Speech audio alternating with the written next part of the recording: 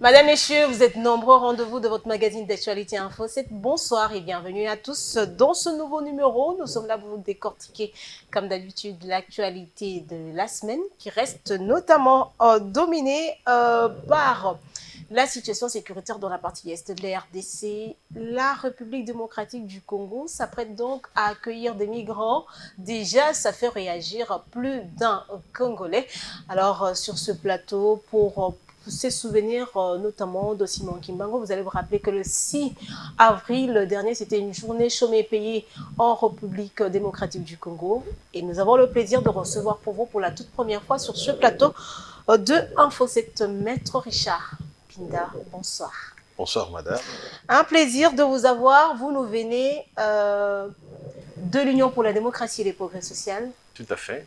Déjà, au pouvoir. Exactement. Donc, je souhaiterais que nous puissions nous harmoniser sur certaines choses. Hein. Okay. De prime abord, mon nom, c'est pas Pinda, c'est Mpinda. Ça s'écrit Mpinda. Voilà. Okay. Vous risquerez d'avoir une autre signification et ça aurait été très dangereux. Ok, voilà. D'accord, donc avec M. Voilà. Exactement. D'accord. Alors, comment est-ce que se porte le parti présidentiel? Je crois que le parti présidentiel se porte bien. Je n'ai pas dit très bien. Comme dans tous les autres partis politiques, nous avons des petits soucis.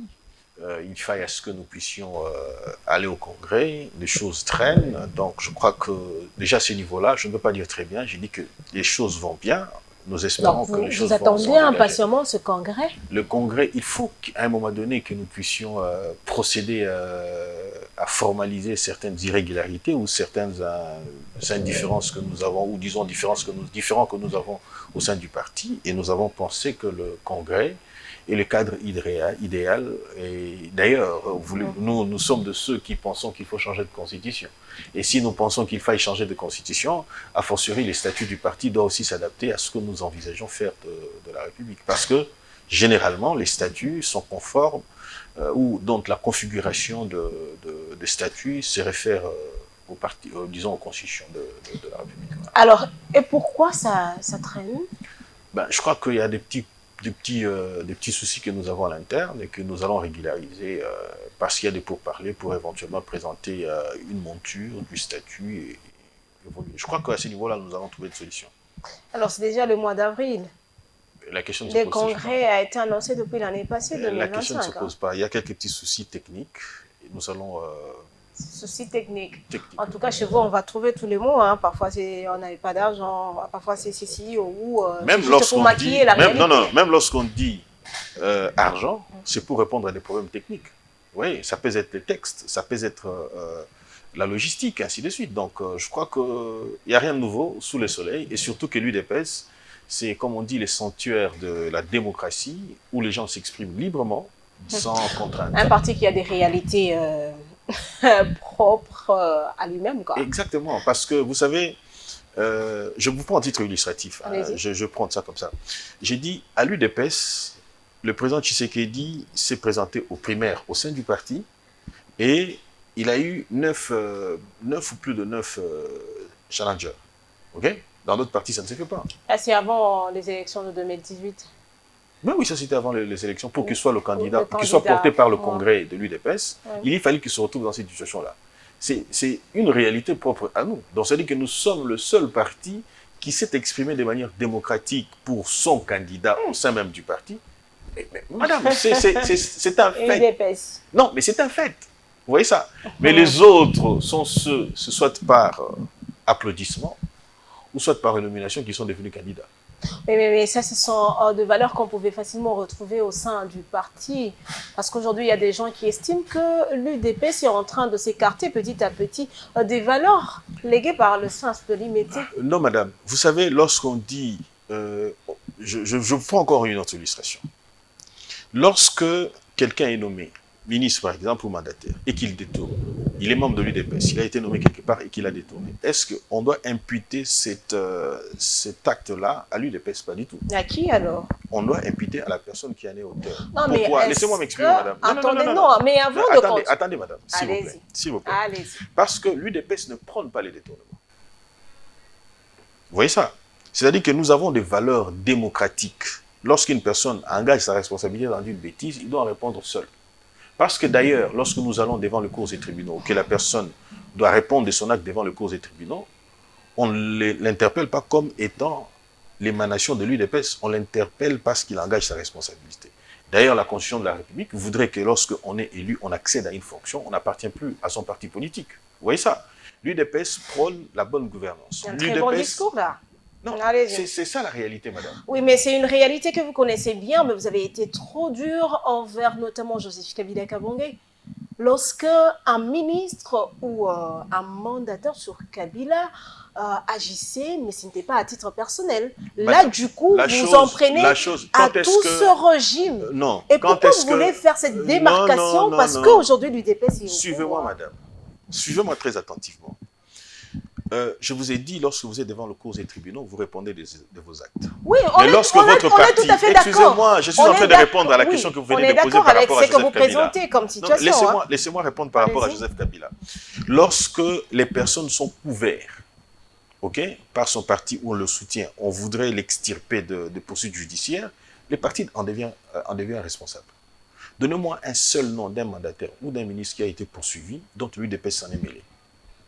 Il n'y en a pas. Il n'y en a pas? Il n'y en a pas. Vous êtes sûr? Je suis sûr et certain. Et Teni Longondo a reçu sa liberté provisoire? Madame, je suis avocat. Et je vous comprends. Oui, vous êtes professionnel des médias et moi je suis praticien de droit. Mais lorsque le parquet dit... Excusez-moi s'il vous plaît, madame. Je vous prends un cas. Nous y allons. Step by step avec les cas que vous présentez. Vous avez évoqué les cas pratiques. Ça, c'est un premier cas. Laissez-moi répondre d'abord. Madame, c'est un premier cas. Je suis sûr et convaincu qu'il y en aura un deuxième. Et moi, je suis invité par votre émission pour répondre aux questions. Je commence d'abord par répondre par le cas de Teni Longondo et il va s'en suivre. Voilà pourquoi j'ai dit, vous avez dit qu'il a joui de la liberté provisoire. Ce n'est pas l'UDPS qui accorde la liberté provisoire. Ce n'est pas l'UDPS qui apprécie la nécessité d'accorder une liberté provisoire. Et nous avons suivi, sur la RTNC, un communiqué du parquet stipulant que les fonds ont été retrouvés. Et si le parquet estime, parce qu'il faut savoir une chose, le parquet agit à charge et à décharge. Vous voyez ça? Nous n'allons pas faire les choses comme Monsieur Tout-le-Monde. Monsieur Tout-le-Monde dira, Batiki, Cop Nabango. Et pourtant, oui, les gens l'ont dit, hein. Mais si les gens l'ont dit... Les gens l'ont dit. Voilà, si les gens le disent et que vous nous invitez... Et qu'il semblerait qu'il y avait même une main du parti. Non, je ne dirais pas ça. Ok. Je ne dirais pas ça. Madame, je vous prends un titre illustratif. Est-ce que je peux donner un deuxième cas? Comme ça, je vous laisse parler. Allez-y. Le deuxième cas, le plus récent, et les téléspectateurs qui sont en train de nous suivre vont bien se rappeler des propos du docteur David dans ce cas de violence. Docteur David, devant ses fidèles, fait cette déclaration pour dire, j'étais bien dans ma cellule, j'attendais tout ça, et le président de la République a envoyé au docteur David son émissaire pour lui dire, non, ne t'inquiète pas, tu vas sortir. Alors que les Congolais vont se rappeler que Félix-Antoine Tshisekedi n'a pas cessé de dire qu'il ne peut pas s'ingérer dans les choses de la justice. La justice doit être indépendante. Et il s'est lui-même battu plusieurs fois pour dire que la justice doit être indépendante. Et lorsque la justice est prononcée, et on voit la personne sortir et déclarer haut et fort qu'il y a eu quand même une injection, il y a eu des instructions qui ont été données pour dire autrement qu'il y a eu l'instrumentalisation de la justice. Maître Richard, comment est-ce que vous expliquez à cette population cette situation? Je vais répondre à l'opinion, je vais répondre de deux manières. Allez-y. Je vais répondre en tant que professionnel de droit parce que moi j'ai mis mon point de vue sur mon post, mon tweet, sur Twitter et sur mon compte Facebook. Sur mes comptes, j'ai émis un point de vue. Je réponds en tant que professionnel de droit. Vous savez, madame, la clameur publique que nous avons ici, elle peut créer des tensions inutiles. Et très souvent, les gens sont très émotifs. Je prends les faits. Nous avons vu le docteur administrer. Beaucoup l'ont dit que la déontologie n'autorise pas d'administrer des coups tels qu'il a fait. Exactement. Moi-même, je l'ai aussi dénoncé. Exactement. Mais vous oubliez une chose, que le médecin a prêté serment de sauver des vies. Je ne sais pas si les serments dit in extenso verbis, tel quel qu'il faut sauver des vies, mais je sais au moins face à une évidence, ok, tel que celui-là, parce que hormis le docteur David, il y a eu 2 autres médecins qui sont passés. Et ces médecins ont dit non. Vous voyez ça? Ils ont refusé d'administrer le produit.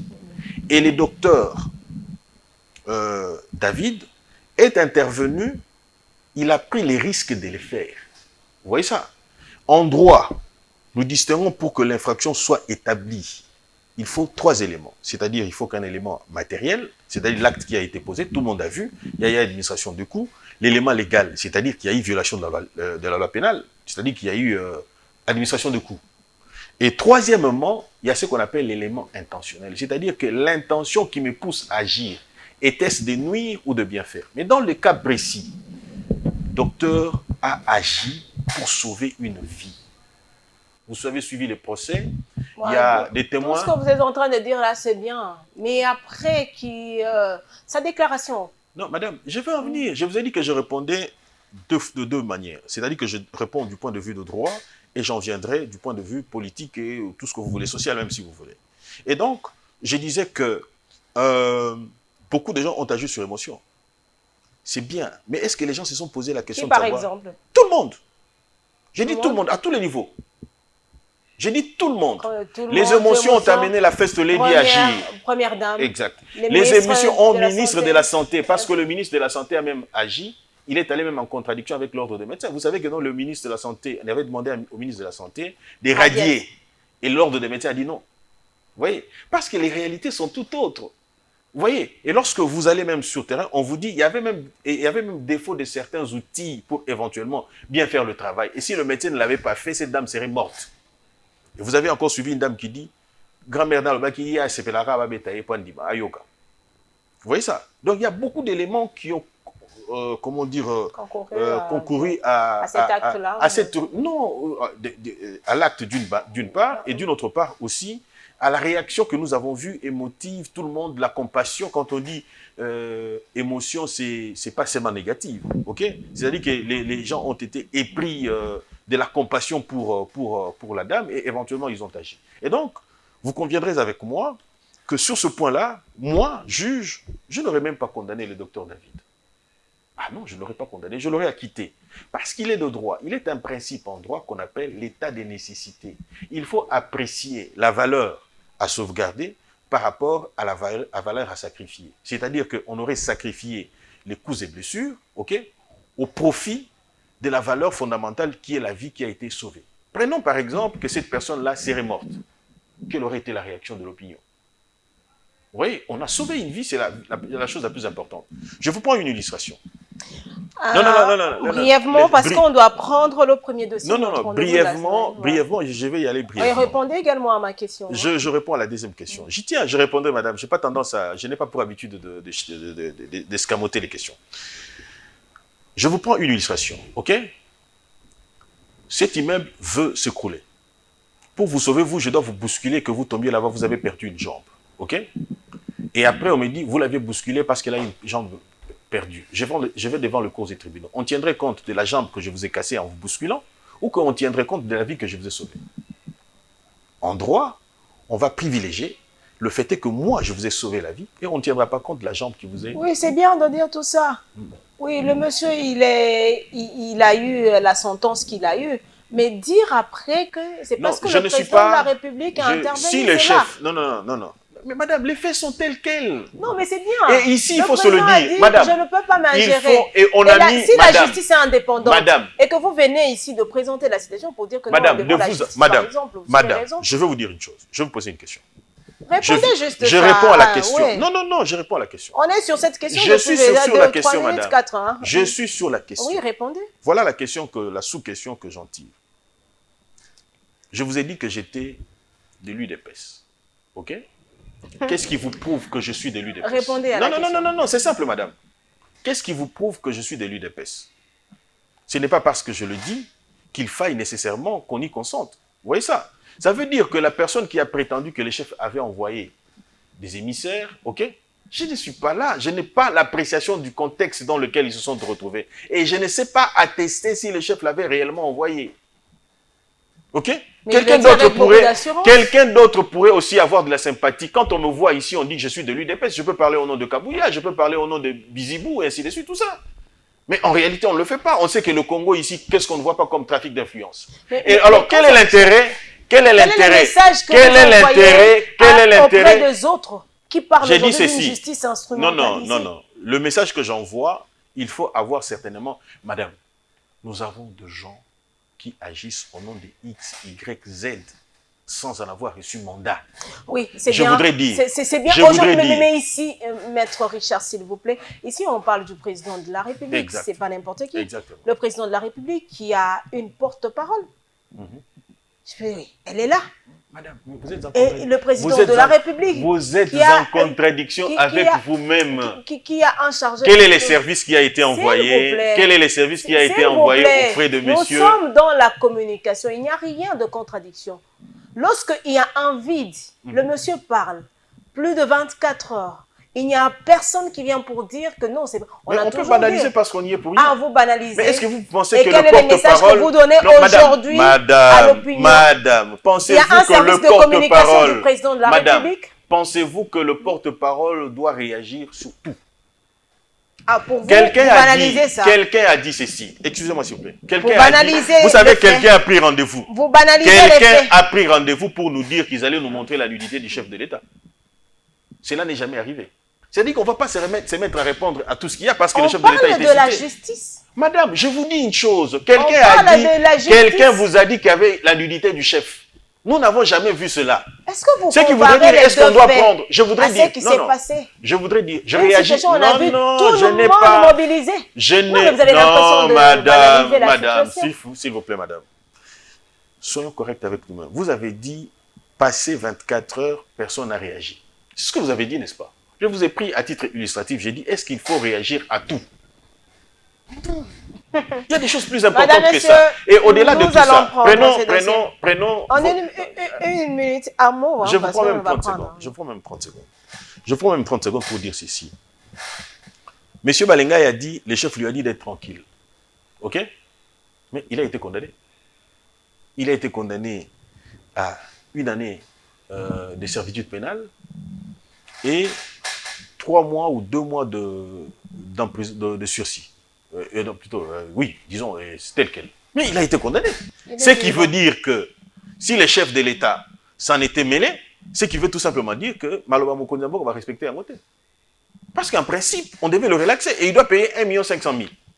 Il est quand même libre. Non mais madame, c'est la peine qu'il a, c'est le sursis. Oui, c'est ce qu'on dit. Non mais madame, s'il vous plaît. C'était une façon de dire à l'opinion que je ne pouvais pas rester en prison. Le président de la République est intervenu. Mais c'est quelqu'un qui n'a rien compris. Parce qu'il est en contradiction avec lui-même. Excusez-moi, madame, c'est important. C'est quelqu'un qui n'a rien compris. Lui-même n'a rien compris. Nous allons prendre ce premier dossier. Je voudrais bien, 30 secondes, s'il vous plaît. Excusez-moi de prendre 30 secondes. C'est pour la deuxième fois que vous il est intervenu, même parce que vous me relancez aussi, souffrez que je réagisse. Il est intervenu pour dire que non, on lui a demandé d'être tranquille. Et pourtant, il a été condamné. Est-ce que vous réalisez? C'est-à-dire que la parole de Dieu ou l'ingérence du chef de l'État, selon ce qu'il dit, n'a pas marché.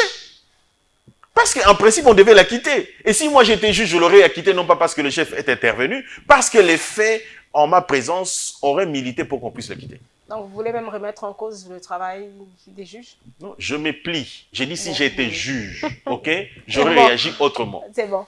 Madame, messieurs, nous allons prendre ce premier dossier de notre rendez-vous de la semaine.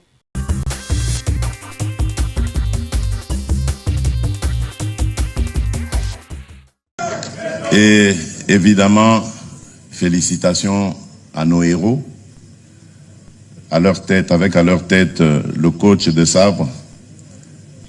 Je le disais, depuis qu'il est arrivé, nous avons le meilleur coach du monde. Et avec lui, nous allons faire des exploits. Et là, on l'a fait. Merci Tatou Seba.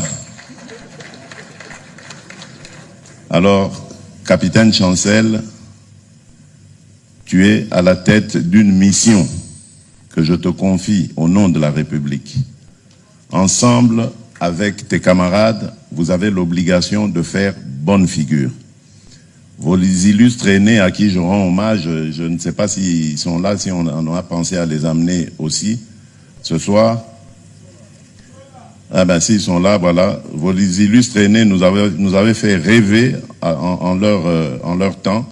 Mais bon, malheureusement, ce rêve avait tourné un peu court. Il paraît que c'était l'encadrement qui avait fait défaut. Et les résultats donc n'ont pas été ceux que nous escomptions. Aujourd'hui, il n'y a plus de problème d'encadrement. Nos léopards sont pris en charge de bout en bout. Les primes sont payées et nous veillons surtout, et j'en profite pour féliciter le partenaire mondial match de Joe, que j'ai déjà rencontré, un homme formidable. Vraiment, merci beaucoup. Merci Joe pour cet encadrement. Et le coach d'ailleurs me disait tout à l'heure que c'est vraiment d'un professionnalisme sans faille. Merci pour cela. On vous garde, on ne va pas vous laisser partir. Vous allez rester avec nous. Et ensemble, nous allons donc aller vers d'autres exploits, vers d'autres conquêtes. Le prochain match, c'est le Portugal. Je crois que vous n'êtes pas impressionnés du tout. Ces joueurs-là, vous les croisez souvent, d'ailleurs, sur les pelouses d'Europe ou d'ailleurs. Donc, il n'y a rien qui doit vous faire peur. Ce sont des joueurs comme vous, et vous l'avez prouvé. Vous êtes capable de battre n'importe quel adversaire. Est-ce que vous savez que nous sommes la seule équipe à n'avoir pas perdu contre le champion d'Afrique cette année? Donc, ça veut dire que vous avez du talent et de la réponse à tout défi qui se présenterait à vous. Et rendez-nous fiers encore d'être Congolais et d'avoir l'une des meilleures équipes d'Afrique en faisant une belle Coupe du Monde. C'est tout ce que nous vous demandons. Nous n'allons pas être exigeants en vous demandant de ramener la Coupe du Monde. Mais si vous le faites, oh mon Dieu, quelle serait la... C'est plus qu'un cadeau, ça. Mais vraiment, merci pour ce que vous avez déjà fait jusqu'ici.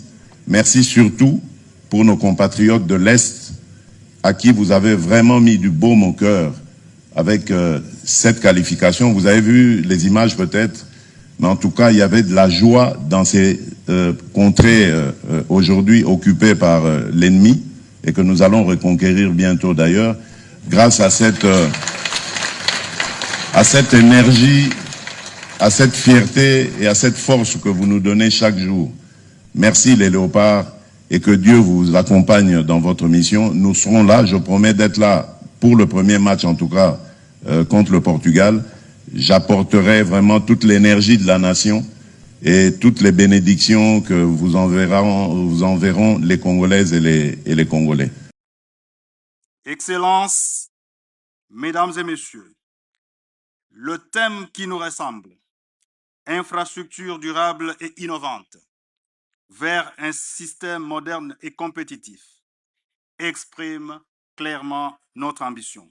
Il s'agit pour notre pays de franchir un palier décisif, bâtir les infrastructures qui soutiennent la croissance, qui favorisent l'industrialisation, qui renforcent la cohésion nationale, qui contribuent à la résilience face aux chocs économiques, sociaux et climatiques, en cohérence avec les objectifs internationaux de développement durable relatifs aux infrastructures résilientes et à l'innovation. Cette conférence nationale a donc pour vocation de structurer notre avenir.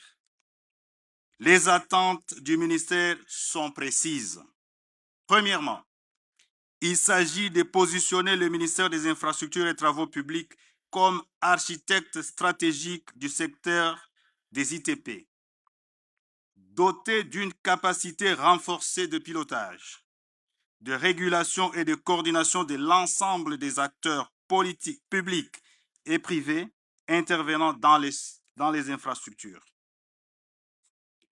Nous devons sortir d'une logique des projets isolés pour aller vers un portefeuille cohérent des programmes structurants, articulé avec la planification nationale, les programmes d'action du gouvernement, le budget de l'État, les politiques sectorielles et les engagements internationaux de la République. Deuxièmement, nous attendons de ces assises un saut qualitatif en matière d'innovation technologique et de durabilité.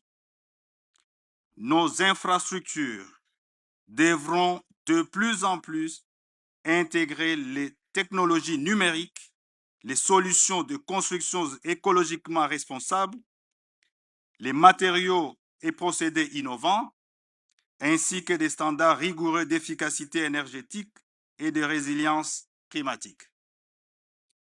L'objectif est de construire des ouvrages de qualité qui durent, qui coûtent moins à entretenir et qui créent plus de valeur ajoutée pour notre économie et nos populations.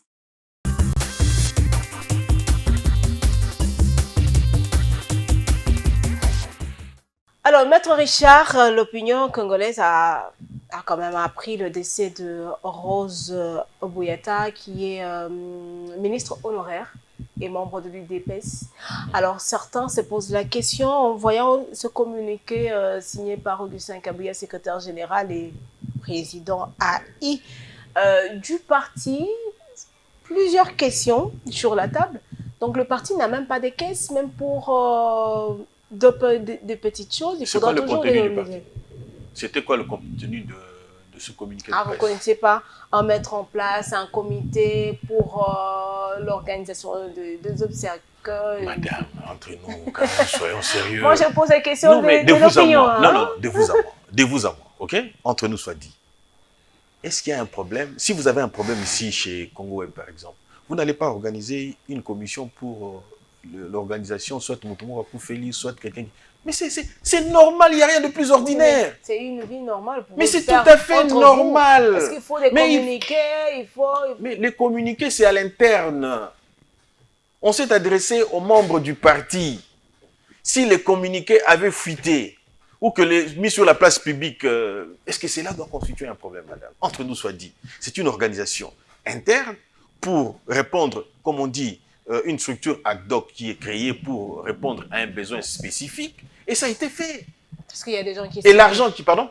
Il y a des gens qui estiment que, en tout cas, l'UDPS, vous êtes dans tout, on dirait que vous ne comprenez pas ce que vous devez faire. Madame, est-ce que vous savez... Vous avez bien quand même il y a des ça, gens... Non, madame, les gens parleront toujours. Voilà pourquoi je vous dis que nous n'allons pas réagir à tout. Si on se mettait à réagir à tout, les gens vont vous dire, madame, pourquoi vous passez dans le média, vous êtes trop belle, et que vous séduisez les gens, vous faites ceci, vous faites cela, ainsi de suite, tout ça. Mais le risque, c'est quoi? Ne me dites pas que vous n'avez jamais reçu ce genre de commentaires. Je comprends par votre sourire que c'est déjà arrivé. Vous voyez ça? Et si vous pensez faire votre travail comme il se doit, et que les gens critiquent, et que vous devez tout le temps répondre, mais ça ne servira à rien. Pour rien du tout, les gens vont réagir pour rien du tout. Même quand ils ne comprennent pas, ils vont dans leur sens. Alors, nous avons appris qu'aujourd'hui, il y a certains mandataires, certains ministres qui échappent quand même au contrôle d'Augustin Kabouya, c'est vrai? Ça, c'est votre point de vue. Je n'ai pas une information quant à ce. Parce qu'il a réuni les élus ce dimanche. Il a donc réuni les élus de l'UDPS et des regroupements politiques alliés au parti au pouvoir. Les mandataires, tout celui qui est de l'UDPS, lorsqu'il accède à une fonction, il n'appartient plus à son parti. Ça, c'est la Constitution. Vous voyez ça? C'est-à-dire qu'il est pour servir la République. Lorsque vous dites que l'UDPS ne contrôle pas ses mandataires, je me dis, il devait les contrôler comment? C'est ça la difficulté aussi. C'est un des éléments pour lequel nous devrions tous nous lever. Donc le parti n'a pas pour dire que non, notre vision, madame, par exemple, l'UDPS aujourd'hui est connu. C'est très dangereux. Nous n'allons pas avoir deux têtes. Je voudrais clairement m'expliquer sur ce point-là. Même si les mandataires vont à l'encontre des principes du parti. Par exemple, là, on connaît l'UDPS comme un parti du peuple d'abord. Madame, parce que les actions ne sont pas menées dans ce sens-là. Vous voulez une chose et son contraire. Je m'explique. Vous voulez que l'UDPS ne s'ingère pas et vous voulez que l'UDPS s'ingère. Vous voyez ça? Ah, vous défendez très bien votre parti. Hein? Madame, ce sont des faits. Ce sont des faits. Lorsqu'on accède à une fonction, le président Tshisekedi, il est membre du parti inactif. Et là, il est là pour la République, même étant l'émanation de l'UDPS. Vous voyez ça? Ce qui voudrait dire que lorsque vous agissez bien, on vous applaudit. Lorsque ça ne va pas, vous allez répondre devant le cours des tribunaux. Vous voyez ça? Récemment, ici, j'ai vu un mandataire qui était dans une structure de l'or, ainsi de suite. C'est comment son nom? Oui. Sicomé, je ne sais pas. Quelque chose comme ça. Exact, oui. Exactement. Mais il a répondu de ses actes. Mais il n'est pas allé répondre devant le cours des tribunaux, avec l'UDPS. Je revenais sur un fait. J'ai dit, même s'il faudrait changer la Constitution, c'est à cause de certaines pratiques telles quelles. Nous allons parler de la Constitution. Non. Je dis, on va revenir. Je parle du poids politique. Et souvent, les gens, au lieu de répondre, parce que vous avez dit la vision, qui porte la vision de l'UDPS aujourd'hui? Qui porte la mission de bien faire pour le Congo? C'est le président Tshisekedi. On ne peut pas avoir un autre son de cloche à côté. On doit avoir tout le monde ensemble et regardant vers la même direction. C'est-à-dire la direction qui est donnée par le président Tshisekedi. On doit arrêter avec ce système d'être esclave du poids politique. C'est-à-dire que quelqu'un que je vous prends par exemple, le président Tshisekedi s'est mis ensemble avec Martin Fayulu, ils ont décidé d'un gouvernement de la République. Maintenant, Vital Kamerhe, qui ne se sentant pas dans ce qui avait été fait là-bas, il écrit un communiqué répondu pour dire, en tout cas, tout celui qui se permettrait d'aller au gouvernement sans avoir reçu ma bénédiction, ok, je ne le reconnaîtrai pas. Il ne serait pas membre de l'UNED. Ça c'est un problème parce qu'il faut poids politique, il faut que les chefs de regroupement politique puissent se répondre. S'ils ne répondent pas, ça c'est un problème. Et le président Tshisekedi, quelque temps après, lorsque Martin Fayulu va voir ses maîtres spirituels, entre autres ceux de la loge, tout ce que vous voulez, ainsi de suite, tout ça, ok, ils vont discuter ensemble, ils vont lui dire, écoutez, nous en Soudan, on décide que vous n'y allez pas, il faut un dialogue. Il revient et il dit, ben, moi je ne pourrais faire partie d'un gouvernement que si, seulement si, cela était à l'issue d'un dialogue. Okay? Il y a déjà une contradiction. Et le président Tshisekedi devrait revenir à l'union sacrée pour harmoniser. Et ce sont les mêmes personnes qui sont revenues. Et ces mêmes personnes, nous déplorons leurs problèmes, leur présence au gouvernement. C'est-à-dire que cette constitution, avec le poids politique que doivent vous décider, je vous dis quelque part d'autre, on dit par exemple, Tosobika, Soko Tosite Obikate. C'est déjà un problème. En principe, on devait avoir. C'est-à-dire que, prenons par exemple, lorsqu'on vous dit Mpinda, Simpinda, vous aimez Simpinda qualité. Vous aimez beaucoup l'exemple. Hein? Non, mais madame, il faut être pratique. Je crois que votre émission est pédagogique. Oui, elle est pédagogique, mais je voudrais d'abord qu'on revienne un peu sur... Oui. 10 secondes pour dire ceci. Lorsque je n'y répondrai pas, peu importe les compétences que j'ai, mais parce que je ne me conforme pas à mon chef politique, ou que je ne me conforme pas au chef du regroupement politique, ou je ne me conforme pas à une famille politique, je ne pourrai jamais faire mes preuves. Je ne pourrai pas apporter une pierre. Oui, mais c'est ce qui se passe, même si vous ne voulez pas le reconnaître sur ce plateau. Alors, parlons de la soirée Léopard, tout ce que les Léopards ont donc reçu après leur qualification. Ça fait parler quand même plus d'un Congolais. Je pense que Maître Richard, vous avez quand même suivi des critiques qui viennent de gauche à droite pour dire que, au regard des réalités actuelles, les besoins du pays, des fonctionnaires qui ne sont pas payés, cet acte ne devrait pas quand même être posé, donner des véhicules. J'en rigole, madame. J'en rigole. Pourquoi? J'en rigole parce que déjà, c'est de la mauvaise foi.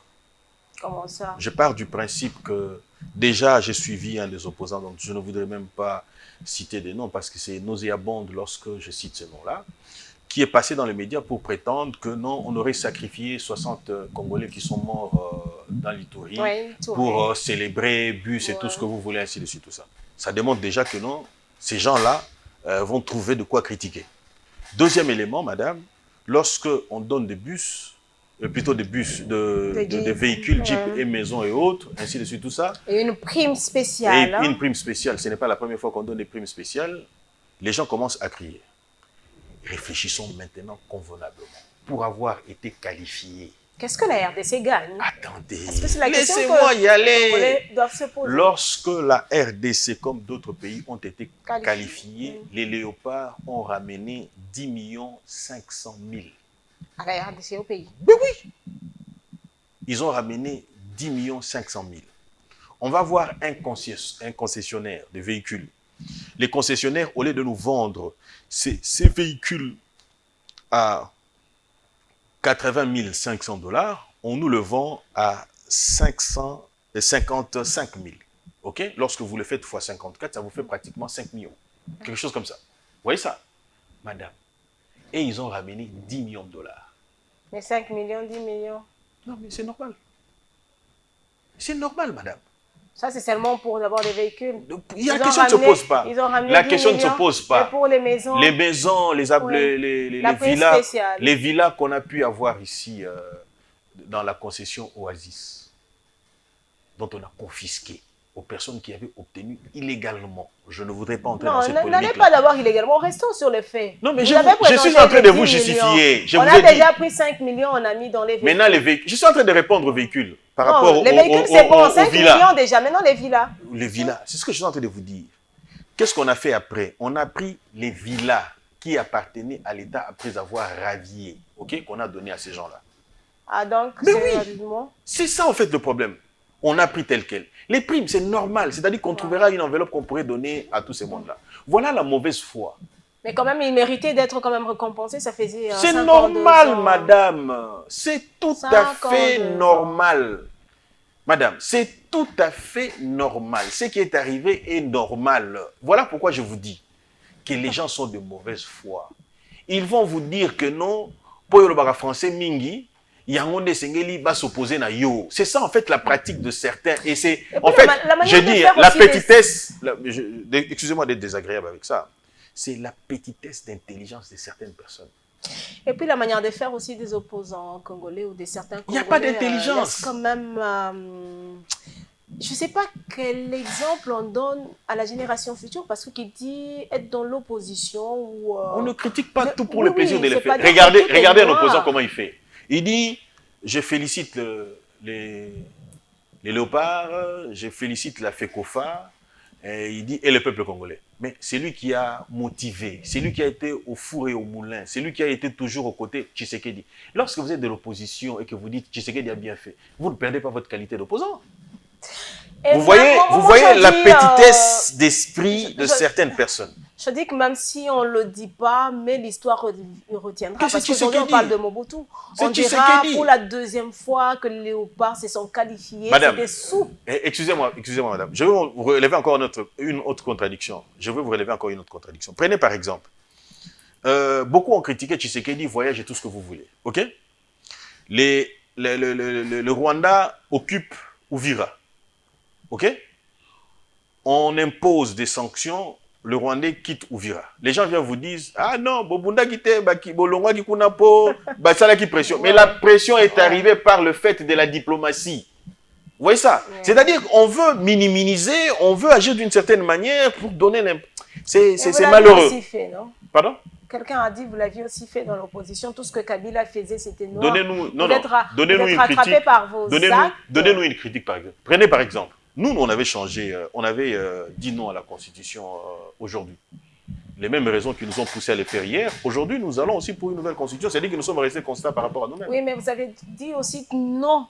Vous avez dit tout ce que Kabila faisait était noir. Madame, la preuve en est aujourd'hui, lorsque nous avons dit, le président Tshisekedi a dit... Vous étiez aussi dans cette posture. Non, madame, c'était justifié. Madame, non, s'il vous plaît, madame. Qu'est-ce que vous avez apprécié sous Kabila? Laissez-moi d'abord vous dire une chose. Madame, s'il vous plaît, parce qu'avec vous, on risque de déborder. Je vous avais averti. Madame, laissez-moi vous donner une illustration. Non, en un mot, s'il vous plaît. En un mot. Oui. Je vais vous dire, je donne une illustration. Moi, j'aime bien aller avec l'illustration. Le président Tshisekedi dit que nous avons trouvé une armée de clochards. OK? Mais, madame, dans la pratique, les militaires d'hier et d'aujourd'hui, il y a une grande différence. Les gens vont vous dire, Tshisekedi a dit, j'ai trouvé une armée organisée et structurée. Mais effectivement, sur papier. Ma question était de savoir, qu'est-ce que vous avez apprécié, vous, IDPS, vous avez apprécié sur Kabila? Vous avez eu le courage de descendre, de mobiliser la population pour dire oui, Kabila a bien fait. Madame, lorsque nous nous sommes retrouvés... Non, mais c'est ce que je suis en train de le dire. Je suis en train de relever, certaines choses. J'ai dit, qu'est-ce que nous avons apprécié de Kabila? Eh bien, nous avons apprécié de Kabila, la population est sortie dans la rue, nous avons fait ce qu'il a fait lorsqu'il a, enterré son pseudo-père. Vous avez dit quoi? Et nous vous donnons une illustration quand même, madame. Pour la passation pacifique du pouvoir, madame, messieurs, retrouvons-nous juste après ce deuxième dossier.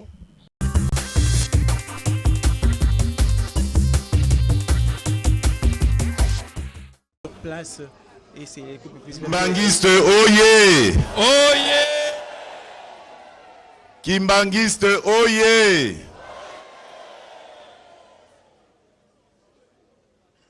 Lelo naye kopesa bino mbote po boyebi ete ezali mokolo moko spécial. Le 6 avril est comme un jour férié, chômé et payé na Congo Kinshasa. Kasi sima ya masolo touti kozwa na papa Simon nazui lisusu décision Yassika.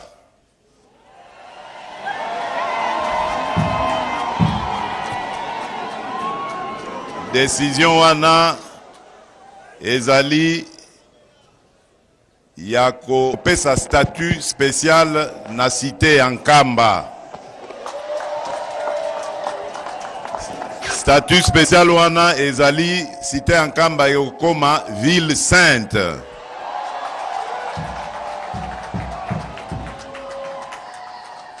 Malamuto malamute. Esengoto esengote. Voilà, moi maloba moke nazaki na yango. Na pesi bino mbote, botika la malamu nzamba batela bino et tokoya komona na mbalasima. Merci mingi. La nuit révèle parfois ce que les jours ne racontent pas. À Kanyama Kasese, dans l'obscurité, une cité s'illumine. Mais Mandala City, c'est bien plus que des lumières, c'est une transformation, car certaines villes naissent comme ça, d'une vision, d'une volonté ou d'un refus du retard. Au lever du jour, tout devient clair, car ici, il n'y avait rien, quasiment rien. Seulement la brousse est un défi. Défi que le service national a transformé en chantier sous l'impulsion du commandant suprême Félix-Antoine Tshisekedi Tshilombo. Ceux que l'on appelait hier Kuluna sont les mêmes qui ont construit Mandala grâce à la magie transformatrice du SN. Première image forte, des villas modernes alignées avec une rare précision. Mandala dispose d'une capacité d'accueil exceptionnelle. 24 appartements modernes comprenant chacun 3 chambres spacieuses, un salon, une salle à manger et des sanitaires. Soit au total 72 chambres destinées à accueillir les membres du gouvernement, les invités du président de la République ou ceux du service national. Des appartements entièrement équipés avec un espace de vie optimisé. Rien à envier à un hôtel étoilé, car ici, tout est pensé pour offrir confort et dignité aux visiteurs. Mais ce n'est pas tout. Au cœur de la cité, une salle de conférences entièrement équipée, capable d'abriter le conseil des ministres, la conférence des gouverneurs ou tout autre colloque de haut niveau. Un espace conçu pour accueillir cérémonies, rencontres officielles et grands événements. Parce que si on ne fait rien à partie, voici ces vastes restaurants gastronomiques où modernité et savoir-faire local se rencontrent. Un espace de restauration, véritable messe des officiers, pensé pour allier convivialité, rigueur et excellence. Autre symbole fort et peut-être le plus important, le bureau du président de la République et commandant suprême du service national. Un espace institutionnel implanté à plus de 2000 km de Kinshasa, marquant la présence de l'État sur le terrain. Un cadre pensé avec exigence, connectivité et sécurité. Tout est fait pour que le chef de l'État travaille dans les mêmes conditions qu'à Kinshasa, sans compromis. Et derrière chaque bâtiment, un processus maîtrisé. Terrassement, fondation, élévation et finition. Encadrés par le service national, ces bâtisseurs de nouveaux genres écrivent une autre histoire. Ils ne détruisent plus, mais ils construisent. Cette dynamique est portée par le lieutenant-général Jean-Pierre Kassongo Kabouik avec sa vision fondée sur la discipline, le travail et la transformation. Et Mandala continue de grandir, de nouvelles infrastructures émergent, un terrain de basket, un terrain de volley, un court de tennis, une piscine et une salle de fitness. La cité s'étend, la vision se concrétise. Mandala, ce nom n'est pas un hasard. C'est un hommage au chef coutumier local qui a cédé ses terres au profit du service national. Un symbole d'unité entre tradition et modernité. Bientôt, Kanyama Kasese sera la destination préférée de tous. La preuve qu'on peut partir du champ et transformer radicalement son lieu de vie. Et contrairement à ce que certains pensent, il n'est pas impossible de faire mieux que le Belge.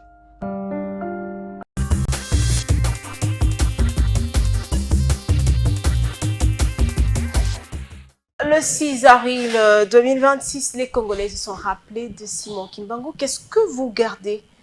Quels souvenirs gardez-vous de Simon Kimbangu? Madame, je voudrais faire la part des choses. Hein. Lorsque je parle de Simon Kimbangu, nous avons tendance à ignorer notre propre spiritualité. Comment ça? Oui, je dirais tout simplement que nous avons privilégié... prenez par exemple, voilà la contradiction par exemple. Les émissaires, les missionnaires comme on dit catholiques, ce sont eux qui ont favorisé, je ne sais pas si vous êtes catholique, qui ont favorisé la colonisation. Ok? Aujourd'hui, nous sommes tout le temps en train de courir derrière ce monde-là.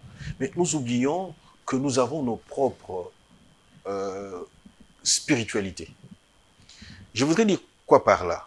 Aujourd'hui, reconnaître, donner de la valeur à notre spiritualité, c'est retourner à la source. Et d'ailleurs, vous voulez dire quoi? Je voudrais tout simplement dire retourner à la source. Tout à fait. Je dis que nous retournons à notre propre spiritualité.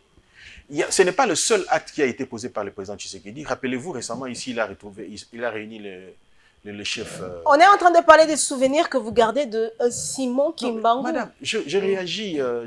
J'ai dit quel souvenir? J'ai dit son combat pour l'identité du noir que nous sommes. L'identité tant spirituelle et physique. Vous voyez ça? Le combat de Simon Kimbangu a été celui pour valoriser l'homme noir. Et façon de dire retour à l'authenticité, c'est ça? Ça va de soi, madame. Voilà pourquoi j'ai dit que le président Tshisekedi a réuni récemment ici les chefs coutumiers pour leur dire c'est vous qui allez résoudre beaucoup de problèmes. Nous savons qu'il y a eu des transplantations de chefs coutumiers à l'est de la République.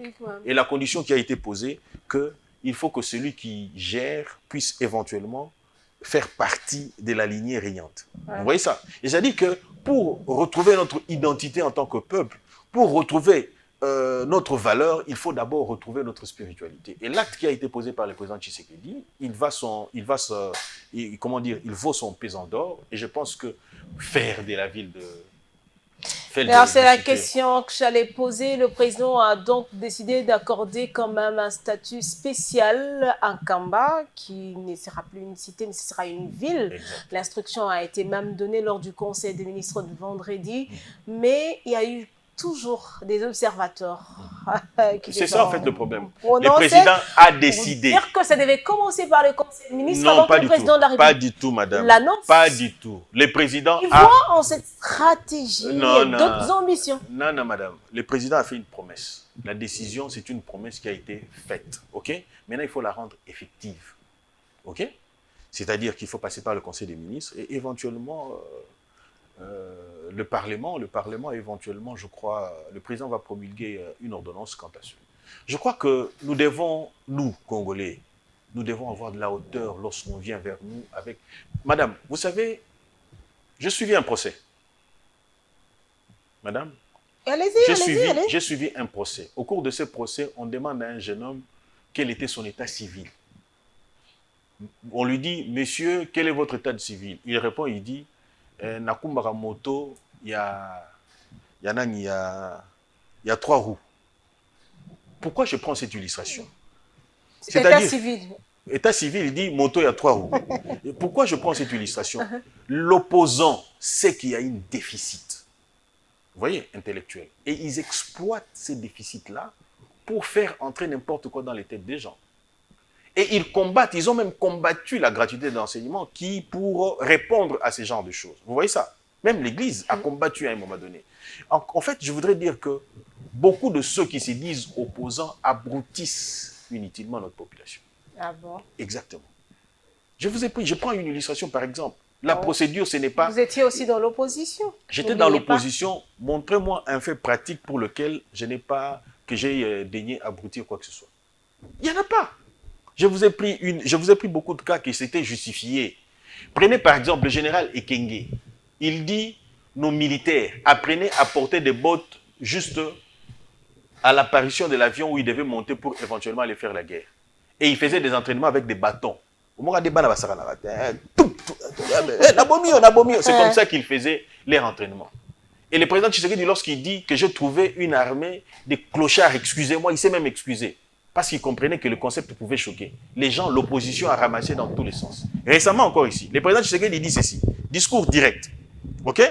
Il dit, général, je me conduis à la police Azali Awa.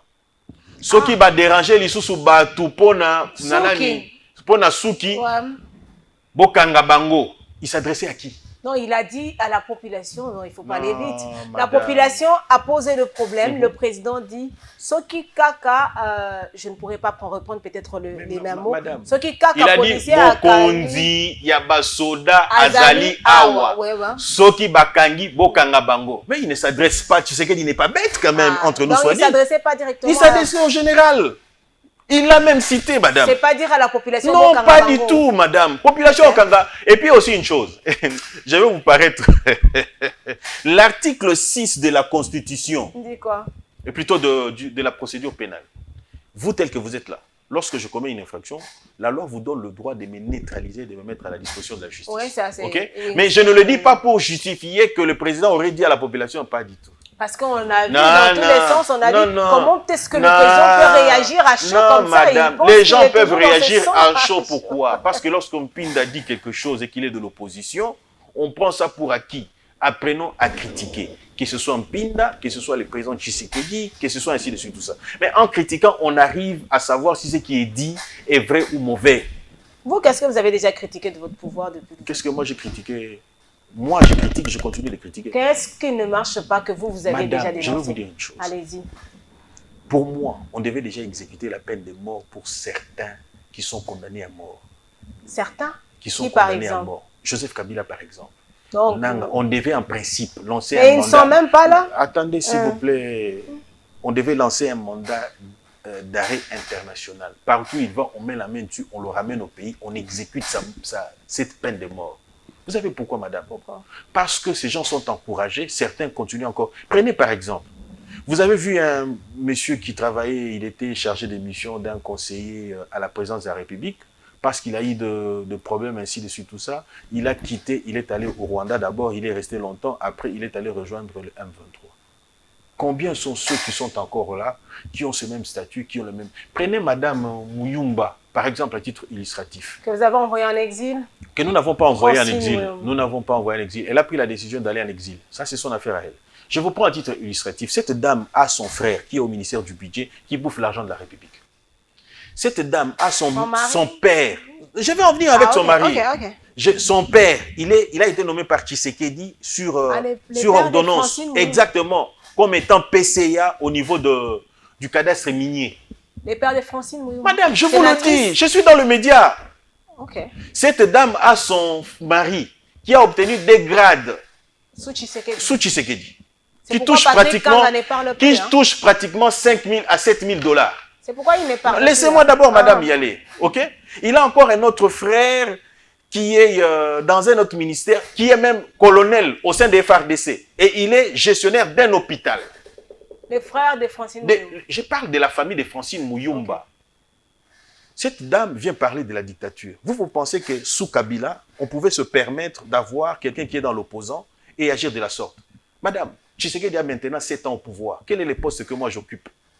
Quel est le poste qu'un membre de ma famille occupe aujourd'hui? Mais parce que je n'ai pas peut-être l'expérience. Non, madame. Ouais. Madame, 15 ans d'expérience en tant qu'avocat. Mais arrêtez quand même. Que tu n'en as pas. J'étais conseiller du ministre du budget. Ah oui, mais tu as eu quand même un poste. J'ai été à côté d'un de mes vieux. Un de tes vieux? Oui. C'est pas les partis qui t'ont envoyé? Non, madame, arrêtez. Mais maintenant, madame, c'est pour dire quoi? Non, attendez, madame. Je voudrais dire ceci, que c'est une contradiction. Voilà pourquoi j'ai dit, nous devons apprendre à critiquer certaines personnes qui prennent parole. Vous voyez ça? Je prends à titre... J'ai dit, madame Muyumba devait se taire. Pourquoi? Parce qu'elle bénéficie plus du régime. Elle bouffe aussi. Elle bouffe, madame. Donc elle touche un peu. Alors, vous n'allez pas me dire que son mari qui touche 5 000 $ à 7 000 $ à la CNSS ici, ok, n'envoie pas de l'argent pour les enfants qui sont là. Vous voyez? Et je dirais même c'est grâce à l'argent de la République qu'elle a eu ces enfants-là. Parce que la mère porteuse qu'on a utilisée pour avoir ces enfants-là, éventuellement... Mère porteuse? Exactement, madame. Non, mais attendez, quand même. Vous voulez qu'on vous dise tout? Mère porteuse? Vous voulez qu'on vous dise tout?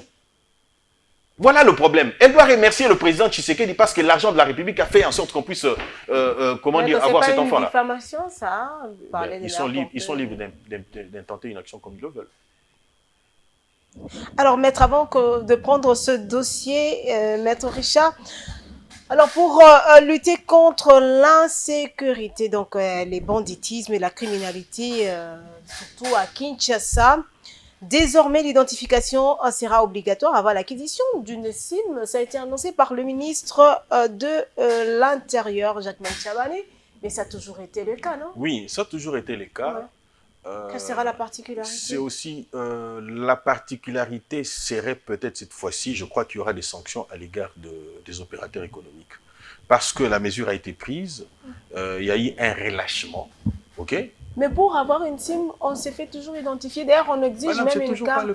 Ce n'est toujours pas le cas. Aujourd'hui, vous pouvez avoir une SIM, vous échangez comme ça, vous mettez, vous remplacez, ainsi de suite, tout ça.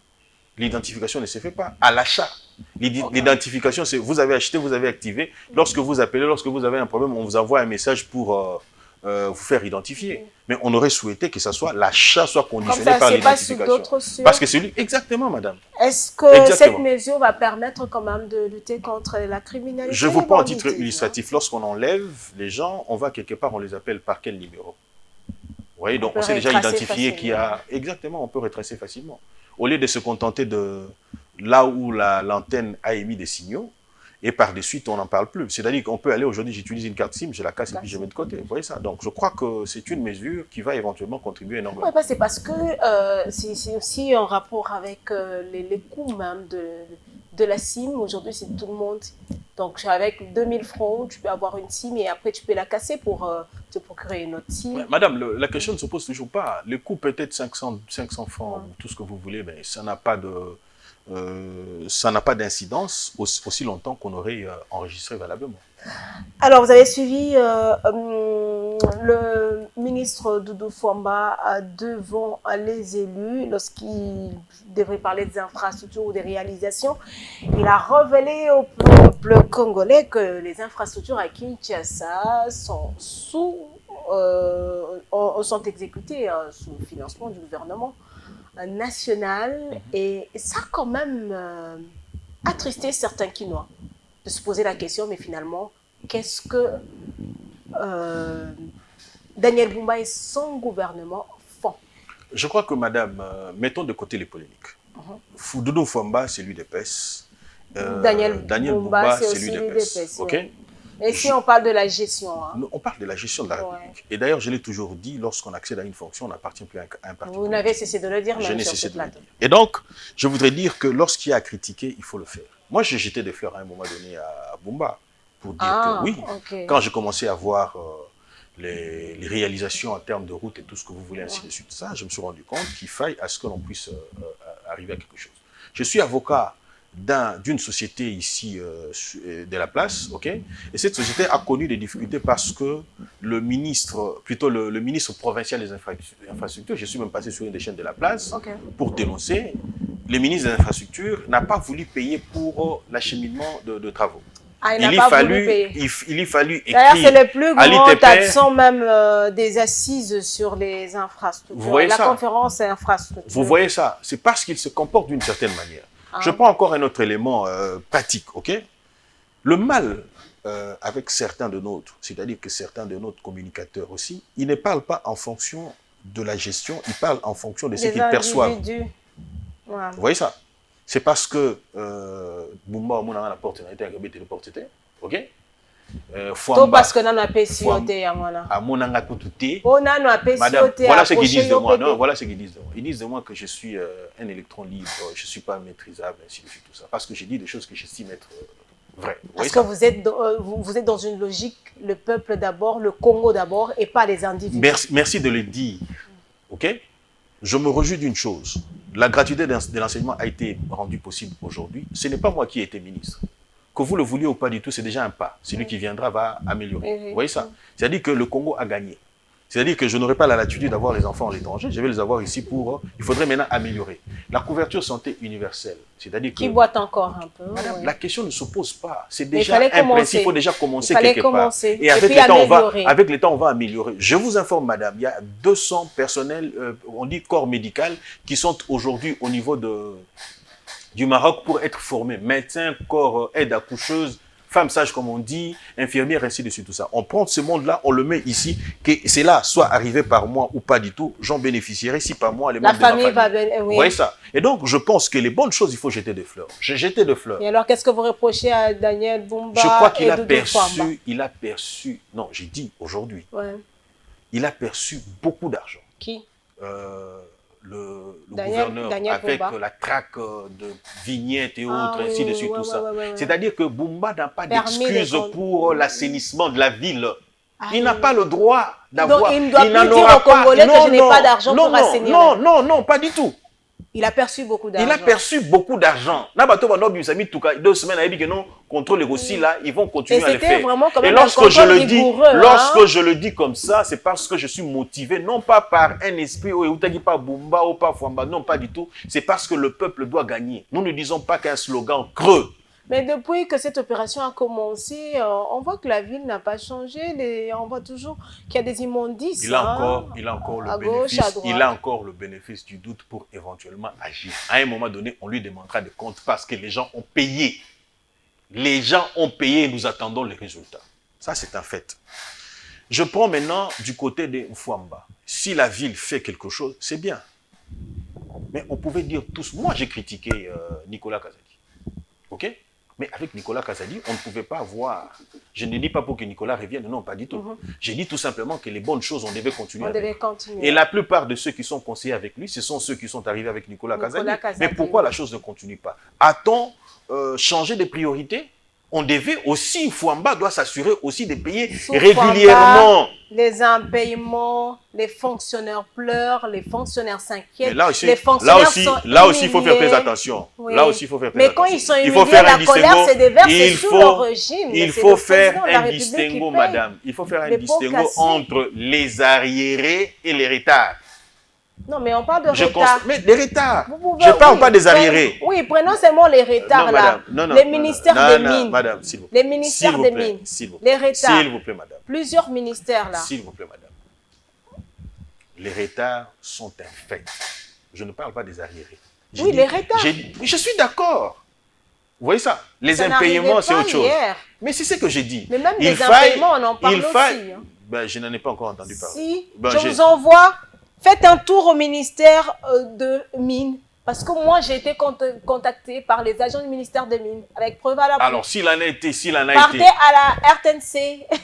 Il y a autant d'entreprises. Parce que je n'ai pas la liste ici. S'il en a été ainsi, il doit revoir sa gestion. Vous voyez ça? Donc, je crois que nous devons être objectifs. Nous devons encourager ce qui est encouragé. Et je crois que le chef de l'État... Mais ce n'est que de cette façon que vous allez aider les autorités à s'améliorer. On n'a pas le choix. On n'a pas le choix. Et ici, tant que nous avons prochain pour nous défendre pour des choses qui ne sont pas correctes. Si quelqu'un veut mettre à ma disposition des informations vraies, parce qu'il s'agit de la République. Je fonctionne comme ça. On peut contredire, il y a un plateau. Contredire, parce qu'avec les communicateurs... contredire. Au moins, madame, lorsque vous avez un solo, vous avez un placement, vous avez demandez-leur lorsque vous dites que non, tant que mais je reste au moins constant par rapport à des valeurs. Des valeurs, parce que quand on défend des valeurs, c'est tout le monde qui en bénéficie. Ben voilà. Madame, Messieurs, prenons à présent ce troisième dossier.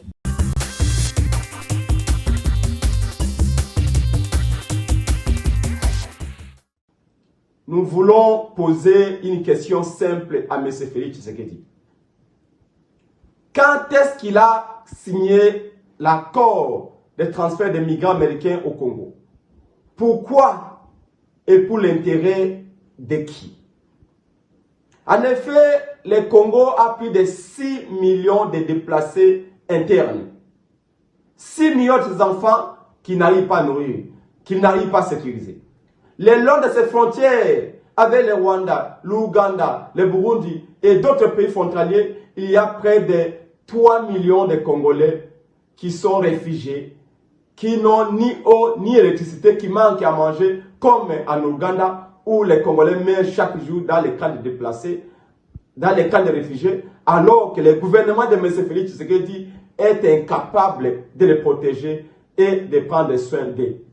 comment expliquer qu'alors que le pays est en guerre, alors que Kinshasa est dans l'insécurité absolue, qu'on accepte que ces migrants, ces réfugiés, que Donald Trump lui-même qualifie de dangereux pour son pays, des criminels, des terroristes, on puisse les déporter jusqu'au Congo, à Kinshasa, une mégalopole qui est déjà dans l'insécurité totale. La raison de cette capitulation est simple. Pour obtenir un troisième faux mandat, Félix Tshisekedi est prêt à tout.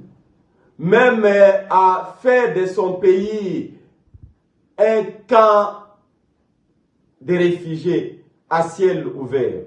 Pour la coalition Lamuka, pour la DD Congo et pour le peuple congolais, ceci est une trahison.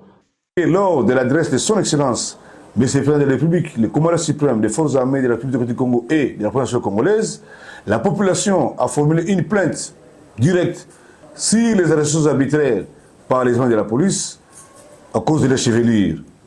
Séance tenante, le commandant suprême nous a donné des instructions fermes quant à ces. À notre tour, nous ordonnons aux commandants et aux éléments de la police nationale congolaise que je dirige dans la ville proche de Kinshasa de se conformer.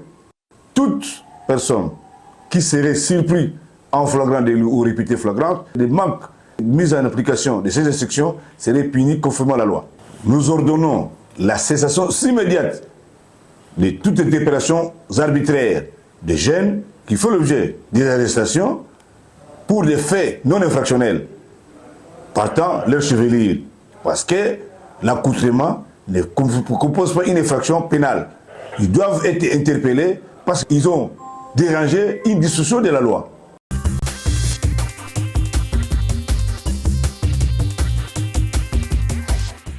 Maître Richard, transfert des migrants Ah oui. des USA vers La la République démocratique du RDC. Congo. Papa, résultat des accords, c'est ça, alors que les Congolais attendent la paix. Madame, au Moni, le Congolais, c'est comme je dis, l'opposition. Hein? L'opposition, parce que moi, Bangi Bachepembi, Bazala du site. Papa, nini, Je des comprends, migrants viennent ici. Oui. Alors qu'il y a des Congolais Oui. qui n'ont Oui. pas d'abord d'endroit. Voilà ce qui se passe. Voilà Attends, ce qui se passe. Merci. On n'a pas de logements sociaux. Nyonso wana. Madame, je vais poser une question banale. D'abord, ils vont aller. C'est où? le seul migrant que nous avons chez nous ici. Il y a des Chinois qui se baladent ici, qui bafflent par moments les généraux ici. On a connu des Chinois qui donnaient des baffles aux généraux. Des Libanais qui prennent leurs frères, ils viennent ici à Kimisi Bitumbakou dans le Liban et à côté ici à migrants. Situation, au début, toute situation est à la tête. Carte d'identité. Est-ce que ce sont des choses qui honorent un pays comme Non, la RDC? madame, vous avez posé une question, je vais vous prendre. Je vais step by step hein, pour que l'on comprenne. L'immigrant, c'est qui? C'est une personne qui vient d'un pays pour un autre. Maintenant, nous prenons les immigrants américains pour les ramener au Congo, en République démocratique du Congo. Les gens ne posent pas de bonnes questions. Est-ce qu'on les amène pour qu'ils viennent habiter au Congo? Non, pas du tout.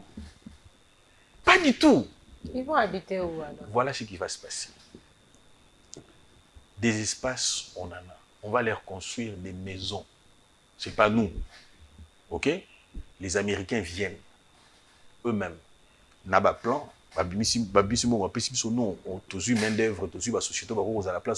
on construit des maisons pour eux.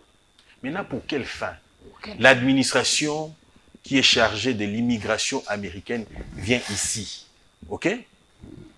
On examine au cas par cas. On dit, est-ce que vous répondez aux critères pour que vous puissiez aller rester aux États-Unis d'Amérique? Si vous répondez, tant mieux, on vous met dans l'avion, vous retournez là-bas, aux États-Unis. Si vous ne répondez pas, voilà, vous posez encore un autre problème. Ouais. Pendant qu'on est en train de poser, on est en train d'expliquer ce qu'il y a, mais parce que votre question ne trouve pas satisfaction, selon que vous vous attendiez que la réponse soit... Non, mais laissez-moi évoluer d'abord. Ouais. Les gens veulent comprendre. Oui, mais ça sera pendant combien de temps? Lorsque vous ne répondez pas aux critères américains, on vous retourne dans votre pays. Mais pourquoi si vous faites le choix de rester au Congo, on examine aussi votre dossier pour décider si vous pouvez rester au Congo. La question, c'est de savoir en quoi vous seriez un apport en restant en République démocratique du Congo? Pourquoi ça ne peut pas se passer chez eux là-bas? Pourquoi ça ne peut pas se passer chez eux là-bas?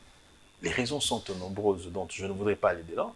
Mais il y a un aspect pour lequel les gens ne tiennent pas compte, ou les gens ne veulent pas en faire allusion. Voilà, madame, ce que l'on ne vous dit pas.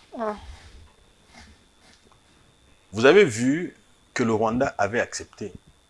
OK? Vous voyez ça? Allons dans la logique où le Rwanda a accepté de les prendre comme ça et que parmi eux, il y avait des rebelles, des criminels et tout ce que vous voulez. Le Rwanda n'a pas d'espace où est-ce qu'il allait les verser. Mais le Rwanda avait accepté, on se rappelle. Tout à fait. C'est-à-dire que le Rwanda n'avait pas d'espace où il allait déverser tous ces mondes-là. C'est-à-dire qu'il allait se servir d'eux pour continuer à déstabiliser la République démocratique du Congo. Ça, c'est un élément important dont les gens ne prennent pas en compte.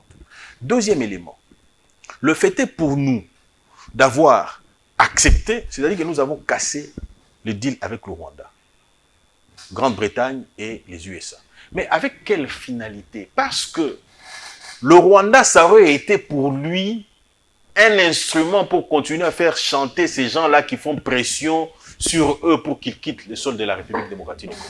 Mais c'est pas certains Congolais craignent quand même une autre forme d'infiltration. Non, madame, nous avons reçu ici, lorsque l'Issouba était en train de se battre avec le truc, nous avons reçu des immigrants, des déplacés réfugiés rwandais. Et plutôt au Congo, en face, nous les avons reçus ici. Vous voyez ça? Les Congos a un œil très regardant sur ceux qui viennent. Okay? Quelqu'un a posé même la question de savoir si, avec un peu d'intelligence, il a posé la question de savoir et si ces gens-là étaient rwandais, qu'est-ce qu'on va faire? Nous n'avons pas de Rwandais ici chez nous. Oh, mais la RDC n'a pas de problème avec tous les Rwandais comme... Mais c'est ça le problème. C'était si bête cette question-là. Il s'est dit, opposant, il dit, mais s'ils étaient de Rwandais, qu'est-ce qu'on va faire? Mais il y a une autre voix qui parlait des mercenaires. Si ce sont des mercenaires, oui, c'est-à-dire que les mercenaires viennent à notre compte. Ouais. Si ce sont des mercenaires, ils viennent... Madame, vous ne pensez pas que c'est... Mais la RDC ne veut pas dire clairement que ce sont des mercenaires qui viennent pour sécuriser et tout ça. Donc vous avez entendu parler de ça. Non, si ça devait être ainsi, c'est en faveur de qui? Oui, en faveur de la RDC. De la RDC. Mais ça aurait été... Vous sentez que... Désolé de le dire, d'être aussi grossier, ne me tenez pas rigueur. Hein, mais c'est une façon bête de voir les choses. Désolé de le dire comme ça. Hein, je ne voudrais pas choquer beaucoup de personnes, mais c'est une façon bête de voir les choses. C'est-à-dire que vous dites, si les mercenaires sont là pour aider la République à mettre fin à la situation à l'est de la République, en quoi cela est un problème? Ça nous est bénéfique. Alors la constitution de la République démocratique du Congo, on a appris que la question n'est pas encore abordée depuis quand même la recrudescence de l'insécurité dans l'Est de votre côté, mais depuis que vous êtes sur ce plateau, vous n'avez fait... Que rebondir de temps en temps. Oui, parler. Donc c'est un souci que vous avez, hein. Vous dormez, vous rêvez. Je suis préoccupé sur cette question de changement de constitution. Je suis très préoccupé, super préoccupé. Je suis fondamentalement préoccupé. Vous dormez, vous rêvez. Je ne rêve que de ça. Changer. Je ne rêve que de ça, mais je ne le fais pas pour faire plaisir au président Tshisekedi. Mais vous le faites pourquoi? Je le fais pour la République, madame. Pour la République. Exactement. Parce que depuis qu'on a cette question, les gens chantent un peu tellement bien hein, pour séduire le président de la République. Je ne cherche pas à séduire le président Tshisekedi. Le président Tshisekedi a été déjà séduit par moi il y a longtemps. Ah bon? Tout à fait. Je ne cherche pas à le séduire par rapport à la Constitution. Vous le faites pour la Voilà République. ce que je fais. Okay. Nous disons que l'UDPS, c'est un parti démocrate. OK? Et que nous sommes dans un état de droit. Nous avons des problèmes réels avec cette Constitution. Je vous prends à titre illustratif. Je vais vous faire une étude comparée. On vous dit pour que le gouvernement ait lieu, il faut qu'il y ait une représentation nationale. Ça, c'est un principe constitutionnel. Vous voyez ça? Cependant, il se pose un problème. Ce principe constitutionnel renforce le tribalisme. Je m'explique. Vous êtes dans le Bandundu, Grand Bandundu. Lorsque vous êtes des Kwango et que vous avez quelqu'un de Kenge qui a été nommé, vous dites comment vous allez faire pour avoir un gouvernement réduit et que la charge de l'État est aux Alapé Mouké? Non, vous continuerez toujours à avoir un gouvernement éléphantesque parce qu'il faut représenter tout le monde. Et pourtant, vous connaissez la province d'origine de Fayulu dans le, comment dire, dans l'équipe nationale. Est-ce que vous connaissez la province d'origine de provenance de Chancel Bemba? Est-ce que vous connaissez la province d'origine de XY? Non. Pourquoi? Parce que les gens se sont mis ensemble au nombre bien défini, ok? Et ils ont œuvré pour un intérêt, c'est-à-dire la République. Nous devrions en principe avoir un gouvernement qui va dans ce sens-là. Je vous prends à titre illustratif. Vous avez Martin, celui de l'actuel gouverneur du Haut-Katanga, Kabweloulou. Ok? Il est soutenu par ceux qui sont de sa province.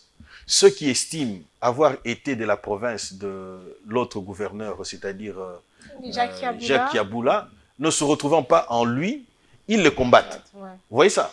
Mais prenez par exemple à titre illustratif le cas du général militaire, gouverneur militaire ici, Luboya. Oui, Ituri. Il a intérêt à satisfaire tout le monde parce qu'il n'est pas de là, il n'aura pas l'appui de telle ou telle tribu. Vous voyez ça?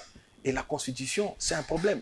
Pourquoi on ne reviendrait pas à la pratique qui voudrait que l'on puisse nommer, que le chef nomme celui qu'il veut à un endroit où il veut? Nous avons des cas pratiques, c'est-à-dire les cas de Koyagialo, par exemple, alors, dans le Katanga. Vous avez le cas de... Mais aujourd'hui, il y a des gens qui soutiennent que, oui, réviser la Constitution, mais je ne parle pas de la révision, je parle du changement intégral. Oui, réviser la Constitution ou changer la Constitution, la question doit être posée après que la paix soit rétablie dans Madame, les on va y aller step by step, hein, parce que rien n'est encore décidé jusqu'ici. Oui. Rien n'est encore décidé. Non, laissez-moi d'abord, madame, laissez-moi, madame, s'il vous plaît. Laissez-moi, je vais on n'a plus assez de temps. Oui. Je vous prends encore un autre cas pratique, ok? Je vous prends encore un cas pratique. Lorsque le président est élu, c'est lui qui est élu au suffrage universel. D'ailleurs, lorsque vous dites la rencontre président de la République et la population lors de Léopard, ainsi de suite, en principe, on devait avoir le Premier ministre là, la Première ministre. Pourquoi? Parce que c'est elle qui gère le quotidien des populations. Vous voyez ça? C'est déjà une contradiction. Pourquoi le président qui est élu au suffrage universel doit attendre le Parlement pour avoir un Premier ministre? Et pourtant, il pouvait nommer lui-même. Parce que c'est lui qui a reçu le mandat de la population. Ah oui, mais souvent, la RDC... Prenez encore une autre illustration, madame. Qu'on ne touche pas à notre Constitution, elle est précieuse. Prenez encore, madame. Il ne faudra pas toucher à la Constitution parce qu'elle est précieuse. Prenez encore, madame. OK? Vous avez le gouvernement mis en place. Ça a déjà pris, pour que nous ayons un gouvernement, vous avez déjà une année qui passe comme ça. C'est-à-dire contentieux électoral, c'est-à-dire vous avez encore... il faut dégager la majorité à l'Assemblée nationale, il faut encore un informateur qui va vous prendre 3 mois et autres, ainsi de suite, ça vous prend une année. Ok, madame? Hein? Pendant cette une année-là, la population a perdu. Au lieu de 5 ans, celui qui est en fonction n'aura que 3 ans. Parce que même la dernière année, c'est un problème, il ne saura pas travailler parce qu'il doit être concentré.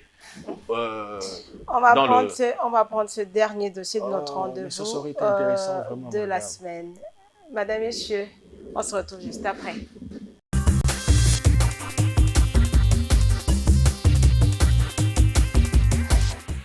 Il faut dire que les opérations Ngemba se déroulent sur 2 phases. Première phase, c'est la phase opérationnelle où l'armée engage ses troupes sur terrain pour traquer les insurgés Mobondo.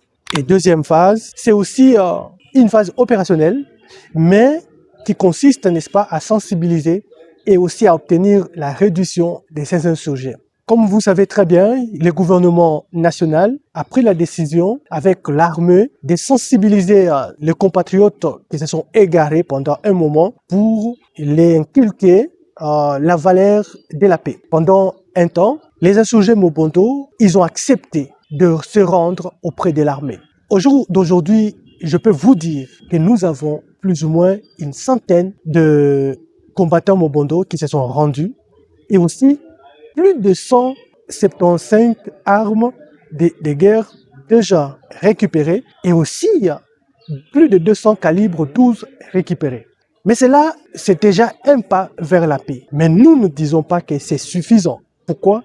Parce qu'il y a aussi des poches de résistance, surtout dans les territoires de Komout, où certains leaders continuent à refuser de se rendre. Notre souhait est de raffermir davantage cette coopération de lui donner un contenu toujours plus concret et de réaffirmer ensemble l'attachement de nos deux pays à cette relation privilégiée, forgée par l'histoire et dictée par les exigences de la paix et de la sécurité régionale. Au-delà des questions ponctuelles, notre attente essentielle est de voir se consolider davantage un cadre de concertation militaire régulier, pragmatique et confiant entre nos deux ministères. Dans un environnement régional exigeant, nous avons tout intérêt à maintenir un dialogue direct sur les dossiers sensibles, à prévenir les incidents et à harmoniser nos vues sur les priorités sécuritaires de notre espace commun.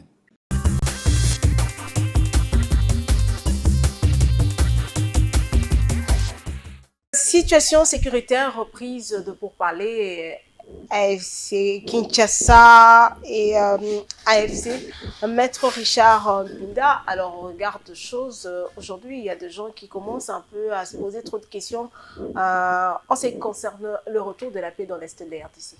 Moi, je pense que les gens doivent être rassurés parce que nous avons fait... Vous savez, lorsque le président Tshisekedi est arrivé au pouvoir, il avait un objectif. C'est-à-dire qu'au lieu de continuer à gérer cette affaire-là avec au niveau de la RD Congo, il faut maintenant, tous ceux qui participent de manière sournoise ou avec subtilité dans cette affaire-là, il faut les impliquer. Voilà pourquoi nous avons recouru à la communauté internationale de manière directe. Nous avons discuté avec eux. Rappelez-vous des nombreux voyages qui ont été effectués par le Oui, ça, les Congolais le savent déjà, mais aujourd'hui, quelle assurance donner encore à ce peuple? Je commence d'abord parce qu'on a tendance à oublier vite. Hein. Je commence d'abord par faire un rappel des faits. Mais on n'a plus assez de temps. Non, non, oui, voilà ce que je suis en train de faire. Donc, je vais faire vite. J'ai dit, nous avons effectué des voyages pour éventuellement accéder à XY et puis convaincre ceux qui étaient mêlés d'une manière ou d'une autre. C'est-à-dire, au lieu de continuer à tuer les Congolais, il faille à ce que nous puissions le faire, qu'ils viennent directement traiter avec le gouvernement pour entrer en possession des matières premières dont ils avaient question.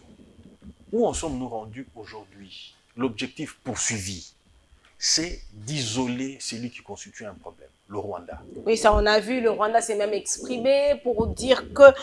Et ça continue. Oui, le Rwanda s'est exprimé, vous avez suivi voilà, Paul pour Kagame, nous, on a non? même raflé les immigrés qui devaient aller là-bas. Vous voyez ça?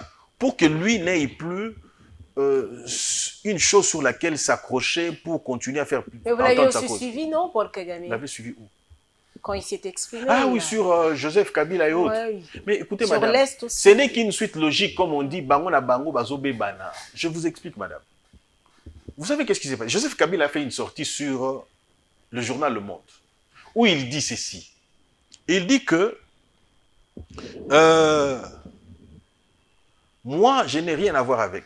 Il parle de la soudanisation. Il a compris que la soudanisation constitue un problème dans la logique américaine. Vous voyez ça? Il essaye de faire un rétro-pédalage. C'est-à-dire, il va chez New York Times. Lorsqu'il va chez New York Times, c'est-à-dire qu'il s'adresse, il sait que le journal américain va tangarango. Il dit, c'est lui qui doit m'associer avec l'AFC M23, c'est un idiot. Vous voyez ça? C'est-à-dire que quelques temps après, c'est Kagame maintenant qui apparaît pour l'enfoncer, pour lui dire non, mais il y a des nouveaux tigres là qui font un mobo. Il y a et depuis cette sortie médiatique là, aucune personne, même pas ceux de cadre PPRD, tout ce que vous voulez au FCC, ils n'en parlent pas. Ils estiment que Paul Kagame a agi juste sur demande de Joseph Kabila, du président américain. Non, maman, soyons sérieux. Oui, prenons que Kagame ait agi sur demande du président américain. Quel effort ont-ils fourni pour démontrer que c'était faux et que Kabila n'y était pour rien? Non, madame. Voilà pourquoi j'ai dit, ils comprennent. Kabila tiki population congolaise d'un niveau ya baotu na mutu état civil na eza nini alobi na bino ke naza mutu na tambolaka na moto. Madame, excusez-moi s'il vous plaît. Na tambolaka na moto, il y a 3 roues. Vous l'avez déjà dit. Alors à l'initiative non, pourquoi je le dis? Alors, ils ont mis certaines populations dans l'incapacité de réfléchir et ils se donnent le luxe de pouvoir continuer à faire entrer dans leur tête certaines choses qui n'ont pas de tête. Alors, il l'a dit pour faire plaisir au président américain. Selon certaines rumeurs, c'est Kabila qui va être là-bas à Doha. Et plutôt, il va être en Suisse pour aller discuter avec les autres. Ah bon, mais oui, selon certaines rumeurs qui se disent. Et en quelle qualité il le ferait? Ouais, c'est la question que j'allais poser. Et en quelle qualité il ferait? Mais c'est lui le boss, l'un des boss. C'est-à-dire que vous avez le boss au niveau international, c'est-à-dire Kagame, et vous avez le boss au niveau national, celui qui donne les directives et tout ce qui se passe ici. Non, Madame, rappelez-vous que nous étions une province. La République démocratique du Congo était l'une des provinces du Rwanda et que nous ne pouvions rien faire sans recevoir le cutus du Rwanda. Et nous avons recueilli, nous avons recouvré notre indépendance et notre souveraineté. Alors, voilà pourquoi nous le faisons tel quel. À l'initiative de l'ECD de Martin Fayulu, la diaspora congolaise en France à Paris, et donc a manifesté le samedi 11 avril 2026 pour exiger la tenue du dialogue national en République démocratique du Congo. Alors, le dialogue, est-ce qu'à ce jour, avec l'évolution de choses sur terrain, le dialogue doit être une priorité? Madame, je regrette beaucoup Martin Fayulu qui n'a rien compris. C'est déjà un homme instable. Martin Fayulu, un homme instable? Exactement, oui, je m'explique, madame. Le terme approprié aurait peut-être été un homme incertain. Non, un homme versatile. Je m'explique. Et il induit très souvent ceux qui le suivent en erreur. Comment Nous ça? sommes en 2023. Prenons 2023, oui. Les élections sont organisées, tout le monde devait y participer. Martin Fayulu a dit, je ne participe pas aux élections. Apimela, adepte naïe, occasion comme député, prince, ping et autres. Ok? Ils ont manqué l'occasion comme député. Parce que je crois qu'ils pouvaient être élus. Parce qu'ils suivent un leader qui a une vision limitée, écorchée. Ok? Deuxième élément, je vous ai dit ici à l'entame de cette émission, Tshisekedi a reçu Martin Fayulu. Et Martin Fayulu, en se tenant debout pour saluer le président Tshisekedi, il a reconnu le pouvoir du président Tshisekedi. Parce que vous le savez, lorsqu'on entre dans une salle, le plus grand, quand il arrive, le moindre font quoi? S'élève. C'est ce qui a été fait. Protocolairement, c'est le message qui a été transmis. Et il avait été prévu un gouvernement restructuré, restreint. Et pour le président Tshisekedi, s'il se rabattait sur Martin Fayulu, la population dirait, ah, bah, on a Balembi, Union Sacrée, Batumoro, Bayaka, ainsi de suite, tout ça. Le président avait déjà mis l'Union Sacrée de côté. Lorsque Martin Fayulu est allé voir ses pères spirituels, ok, il a changé d'avis. Et Martin Fayulu, Prince Epenge et les autres ont raté encore l'occasion de devenir ministre. Vous voyez ça? Ok? Pourquoi? Parce que pour eux, il faut aller au dialogue. La question, celle que nous nous posons, est celle de savoir, au dialogue, nous y allons avec qui? La ligne avait été déjà définie. La ligne a été déjà tracée par le président Tshisekedi. Est-ce que c'est une priorité aujourd'hui parce que même la Senko reste attachée à ce dialogue? C'est leur affaire à eux. Et puis la Senko et les autres, la Senko, madame, attendez s'il vous plaît, madame, s'il vous plaît, je vais en venir. Pour résoudre leurs besoins personnels. Vous pensez que la Senko s'acharne pourquoi? Parce que Tshisekedi constitue un problème pour eux. Les redevances qui devaient venir de Perenco et autres, qui entraient dans les poches de certains prélats, ok? Parce que Tshisekedi a dit, niet, ça doit servir à la population. C'est là aussi le problème. Sur votre plateau ici, quelqu'un est passé, je ne sais même plus si c'était avec vous, qui démontrait à suffisance combien l'Église catholique percevait de l'argent sur la tête de certains. Vous voyez, et vous comprenez exactement. C'est-à-dire que c'est un manque à gagner pour eux. Kagame a fait une déclaration pour dire que tout celui qui veut rejoindre la rébellion doit passer par nous. Quelle a été la réaction d'un quelconque prélat de l'Église catholique? Mais il n'y en a pas. Et le SCC aussi. Hein. Mais c'est ce que j'ai dit. Catholique ou SCC, c'est du blanc, bonnet, blanc. Aucun n'a réagi. Alors vous voulez qu'on dialogue avec les personnes qui ne savent pas identifier clairement. L'abbé Chollet a tenu les discours de Kagame, c'est sorti de sa bouche. Kagame dit qu'on tue les Banyamulenge ici au Congo pour monter les enchères, pour éventuellement faire entendre sa voix. Mais lorsque Chollet se donne le luxe de revenir sur ces discours-là pour dire que non, on tue de part et d'autre, on tue les Banyamulenge, et de l'autre côté là-bas, il ne les dit pas. Il voudrait faire porter, s'ils étaient sérieux, ils auraient arrêté avec ces discours-là. Vous voyez ça? Il veut faire porter à la République la responsabilité de tuer les Banyamulenge, ce qui n'est pas le cas. Et vous savez comment le monde réagit face aux minorités qui sont tuées. Et donc, madame, vous voulez qu'on les prenne au sérieux? Je suis désolé. Les dialogues qu'ils veulent, ils n'en auront pas. Et le président a dit qu'ils Ils n'en auront jamais. Alors, Maître Richard... Le président a été clair sur cette question-là. Il dit dialogue, si dialogue il y a, ok, ça serait dans un cadre institutionnel. S'ils en veulent, tant mieux. Je n'ai pas confié la souveraineté de la République à un prélat catholique. Et surtout un homme qui a facilité, comment dire, la colonisation. Vous voyez ça, madame? Maître Richard, oui, c'est complètement fini, mais répondez-moi en un mot. C'est difficile lorsque vous demandez à un avocat de répondre en un mot.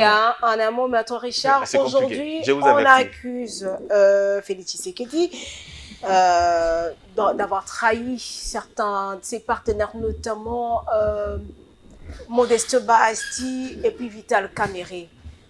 Alors, il y a deux voix. Vous avez oublié Joseph Kabila qui a été aussi un partenaire à un moment donné. Vous avez oublié Jean-Marc Abound. Jean-Marc Abound. Voilà. Ah, ok. Alors, en un mot, on estime que le plus grand perdant du régime Félix Tshisekedi, c'est Vital Kamerhe et Modeste Basti. Non, je crois pas. Non, je crois pas. Nous avons le choix. Si vous êtes avec Tshisekedi, ok, parce que personne ne peut venir contester aujourd'hui que Tshisekedi est celui qui porte la vision de la République maintenant. Vous voyez ça? Oui, mais si vous vous en écartez, ok, partez. Moi, je ne me contenterai pas de le voir seulement démissionner dans le perchoir. Qu'il quitte aussi l'Union sacrée. Mais Félix ne doit pas aussi oublier qu'il a eu des accords avec ses amis. Madame, nous avons eu des accords. Prenons par exemple. Si lorsque je viens, madame, s'il vous plaît, Azan sur la place publique. Azan la place à sur la place publique. C'est moi qui, parce qu'il s'est madame, à titre illustratif, vous et moi, nous avons, vous et moi, c'est un petit esprit, vous et moi avons un accord ici, sur ce plateau ici. C'est-à-dire que moi, je viens, je réponds à vos questions. Lorsque je change de rôle, je ne sais pas si vous allez continuer à me garder sur ces plateaux. Vous allez me faire partir et vous prendrez quelqu'un d'autre qui peut vous aider à tourner votre mission. C'est le cas. C'est-à-dire que Tshisekedi gère la République. Mais lorsque vous devenez une entrave, ok, à cette gestion, c'est normal qu'on vous mette en dehors. Donc, il a réussi à affaiblir Vital Kamerhe il s'est affaibli lui-même. Il s'est affaibli lui-même. Ce qu'il est là, Vital Aolobaté, ce n'est pas parce que Vital Kamerhe, il est devenu faible, c'est parce qu'il sait qu'il y a des dossiers qui le compromettent. Ah bon? Exactement. Vital Kamerhe. Exact. Vital Kamerhe, il sait qu'il a des dossiers scandaleux. Moussou Sebima qui a il y a 300 ceux qui 80 millions de dollars à niveau du ministère de l'économie. Je ne voudrais pas aller dans beaucoup de choses.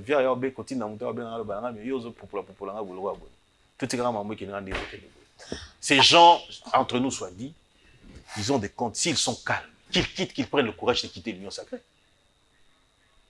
Ils sont aussi libres d'aller rejoindre l'opposition politique. Ils savent qu'il y a des cadavres. Vous voyez ça? Lorsque vous n'aidez pas le président Tshisekedi, c'est tout à fait normal qu'on vous mette hors d'état de nuire. Madame, excusez-moi s'il vous plaît. Je prends titre illustratif, je prends Vital Kamerhe. Vital Kamerhe a fait le porte-parole. Je vous en prie. Vital Kamerhe avait fait le porte-parole de l'AFC M23. Du moment où la ligne du Tshisekedi était, je ne négocie pas avec ces gens-là, même s'ils doivent venir à la cité de l'OUA.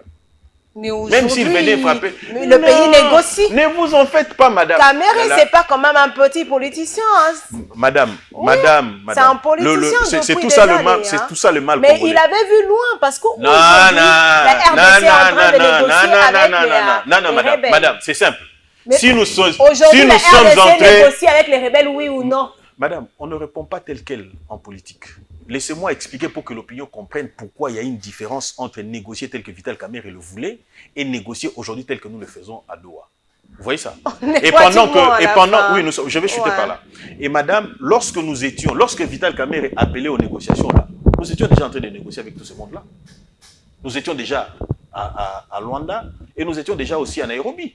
C'est-à-dire que le processus était en cours. En fait, l'appel à la négociation qu'ils évoquaient là, dans le cadre de l'Église catholique ici, pour faire partir Tshisekedi qui a été élu légitimement, qui a reçu l'enchantement du peuple. Mais ça ne se fait pas. Non, mais Kamerhe, c'est quand même un partenaire. Comment il pouvait faire partir Tshisekedi? C'est un faux vrai.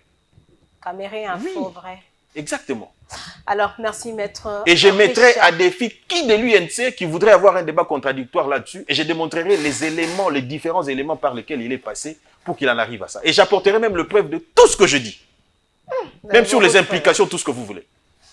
Maître Richard. Je vous donne même la latitude d'appeler qui vous voulez à l'UNC. C'est complètement fini. Bah, vous avez quelques j'aurais souhaité minutes. Continuer. Vous avez quelques minutes J'aurais souhaité pour vous continuer. adresser à la population qui vous a suivi ce dimanche dans Info 7. Je voudrais faire la part de choses. Je voudrais appeler à la population, c'est-à-dire que l'opinion retiendra que nous avons confié la responsabilité au président Tshisekedi de diriger ce pays. Les gens vous diront par exemple, il faut l'opportunité pour éventuellement apprécier le changement ou pas du tout. Mais c'est lui qui apprécie l'opportunité, c'est comme moi, de venir sur cette chaîne, passer cette émission ou pas du tout, c'est moi. Parce que c'est moi qui suis concerné. Et aujourd'hui, c'est Tshisekedi qui dirige le pays et il a l'appréciation de l'opportunité. Et il estime, il le dira à un moment donné parce qu'il avait déjà dit, rappelez-vous, qui peut m'interdire à moi, président de la République, ok, de changer la Constitution.